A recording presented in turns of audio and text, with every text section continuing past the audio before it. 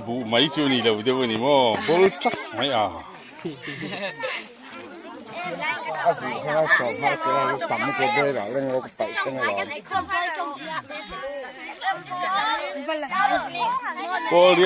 Cô liệt hậu là cũng mà cán sĩ cũng nó bằng đi tàu lầu mấy từ tới hết đi xe. Sáng ngồi đó miên xe tối rồi. Thật lâu à chiang mà miên xe chiang. Là chiang ấy được rồi.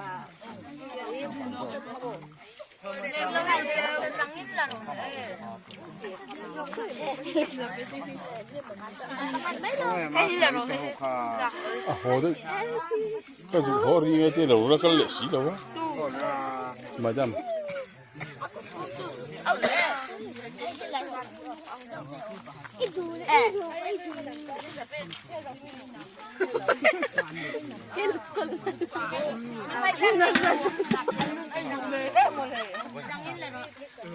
Ngắm thấy lủng lợ. Hay là cái hi quần ra trời. Có ngọt làm tù đó lâu rồi. Lúc cái tưới thì bật.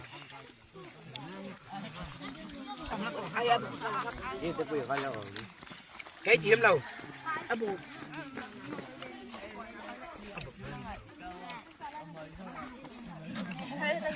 Không biết là cháu có trời đó, tôi đã ý có cả thứ luôn.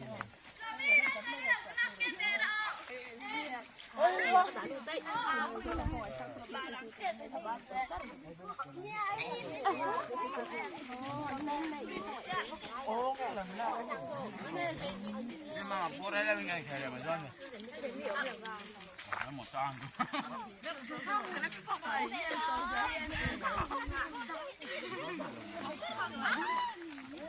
Hãy subscribe cho kênh Ghiền Mì Gõ để không bỏ lỡ những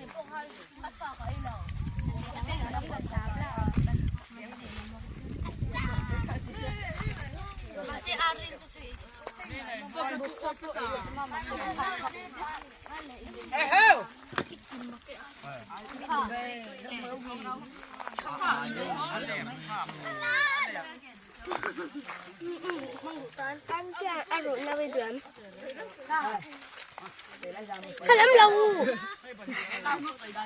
Không biết là